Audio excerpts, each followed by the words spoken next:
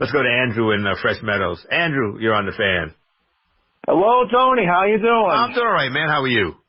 Doing all right. It's always a pleasure being on this program, and I just want to congratulate you on the announcement regarding your retirement. And Thank you. hopefully we'll be having more conversations before September. Absolutely. I'll be here. All right, 2 points I want to make. First, on the Yankees, I was just watching the Nats game on MLB TV.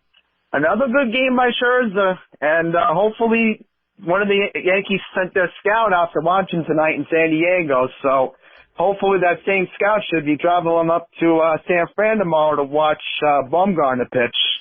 Yeah, I mean, I get the feeling that if they're going to give up anybody, it's going to have to be Clint Frazier. Now, I like Clint Frazier. I don't want to give him up, but I think that's the cost of doing business. Because if you say, well, we'll give you Florial, it's like, well, he's a talent, but we don't know if he can, if he really can do anything in the majors. And Clint Frazier shows he can. He's done a lot to help the Yankees get to where they are. But Scherzer interests me more if they can pry him away than Bumgarner, because Bumgarner, they know they want to get rid of him. But I don't know if a change of scenery is going to make him what he was in the World Series years ago. Well, honestly, if I were to make a desperate move for Scherzer, I'd have to give up Clint.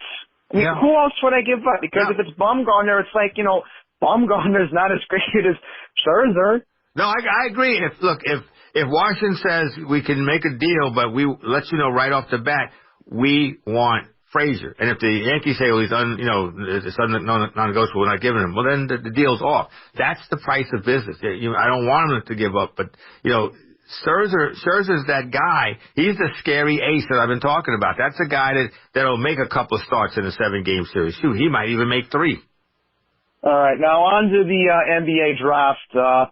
I'm looking at the mock draft board, and listen, I was watching the draft lottery, and I was a little bit antsy. I was worried, Tony. I was worried we weren't going to get we're not going to land the top 3. If you had told me, we're not going to get Cy Young, but we're going to at least be in the top 3, I would take it right now. Because literally, you have the 2 best guards in the country available right now. You have Monat, that's his name, right? I forget the top of my head, but Barrett. Mm-hmm. Yeah, and then Barrett, which I watched more of Barrett's games, obviously, because I was expecting to get Cy Young, but,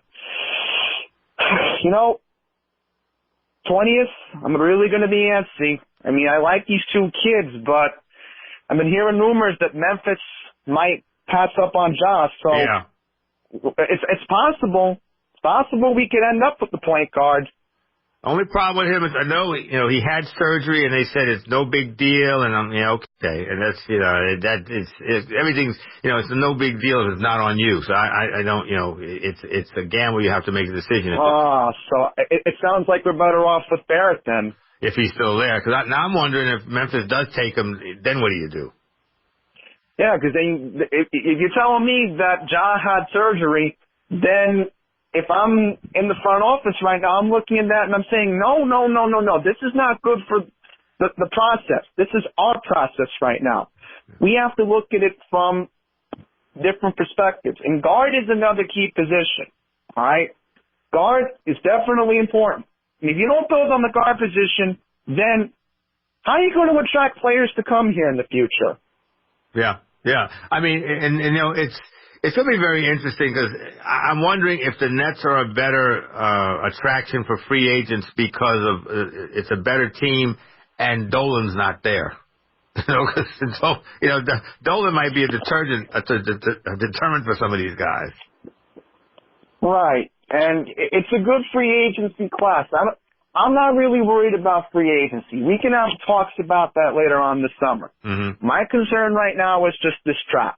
We can get a good guard right now, either point guard, shooting guard, whatever at this point. Then we can talk about this insane free agency period that we're going to be talking about starting in a couple weeks. Mm-hmm. Oh, I think when that gets going, it's going to be crazy. It's going to be crazy.